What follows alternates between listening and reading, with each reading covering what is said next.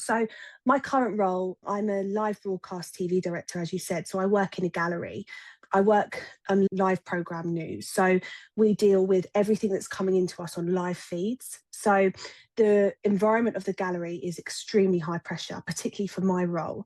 I work collaboratively with a producer that will decide, okay, this story is really important. We're going to put it on the telly. And it'll be my job to make sure it gets on the telly seamlessly, perfectly. And everyone as part of my crew, sound operators, camera operators, auto cue, my presenter in the studio, my presenters that might be on location, they all need to hear my voice to know what's going to happen next in the programme, which is ever changing and ever flowing. So it's a really high pressured job. It's something I've always wanted to do, and I feel really lucky that I get to do it every day. I love it, but it does have its stresses. And as I've built up over the years, getting more experience under my belt, I've dealt with all sorts of stories because, as you know, news isn't always positive news. It's quite a difficult environment to be in sometimes. And EFT has kind of been part of my toolkit that's helped me navigate the role and navigate the stresses of the role. Sometimes I'd be on air directing, I'd say, okay, we're going to talk about, I don't know, Ukraine next. And then all of a sudden, Donald Trump will walk out on a feed we've got and they'll say, no, we're not going to Ukraine, we're going to Trump, go to Trump. And I've got 5 seconds to make a decision and make that happen really quickly. So it's really quick. You have to think on your feet. So with that, the nature of that comes this high adrenaline, high anxiety to make the right call, to say the right things at the right time to the right people. And EFT has been my saviour, really, because when I'm in the gallery, I can't tap because I've got so many people to talk to and things to do. But as I'm going into the gallery just before and just after, that's when I tend to tap. I often go, we've got lots of little side meeting rooms, and I just go in there for a couple of minutes and centre myself before I go on air. And it's been my saviour, to be honest, because some hours I know I'm walking into a stressful room. I know that there's been breaking news before my hour. So I've got to pick up from someone else, and I can feel that anxiety in me and think, oh, I hope I get it right. And I've got to make the right decisions. There's a lot of pressure on me.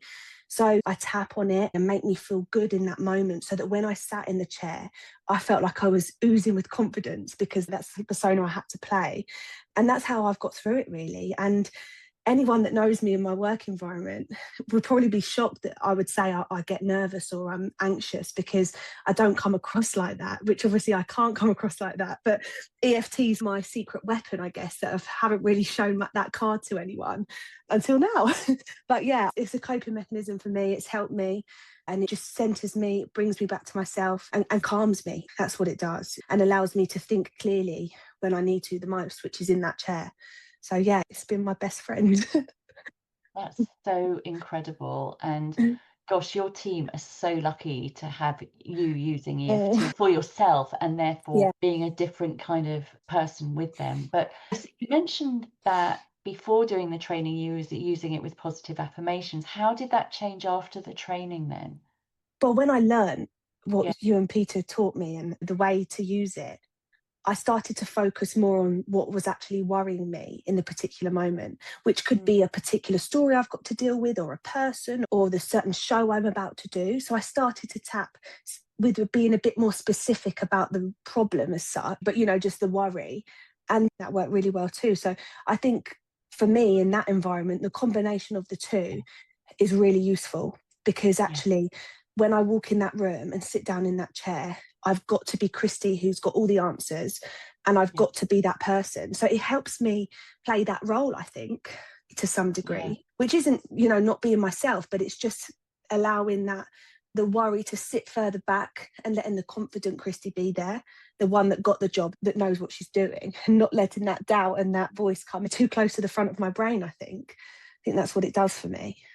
Working in a newsroom, you're going to be exposed to all sorts of things. How do people usually cope with the emotional load of seeing horrible things? Yeah.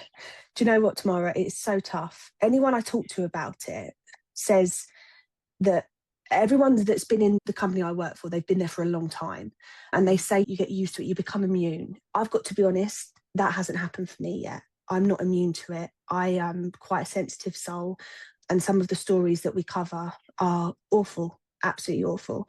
The company I work for are really supportive. So We get emails every week if we're ever struggling. We do have a mental health line that we can contact. And if there's any stories that are a bit too hard hitting for personal reasons to each of us, we've got a team that are really close, and we just say, this next story, I'm going to get out for 5 minutes. And normally people go, don't worry, yeah, I'll call so-and-so in for 5 minutes to cover you, because you also have a co-director with you. So should you ever need that support, your co-director can always step in. And actually, it's funny you mentioned this, because on my last shift before leaving for maternity leave this time, we were covering a really hard-hitting story over the NHS statistics around how women weren't treated right in the maternity wards around the country. And my friend said to me, story 56, I think we'll swap and you just get out. And I was like, thank you so much, because she just had my back. I didn't even have to ask her. She said, you just go for 15 minutes. It was a big, long package we were doing. So I left the room. I didn't watch it, because being heavily pregnant, that's not the sort of thing I need to be looking at right now. And just to protect myself,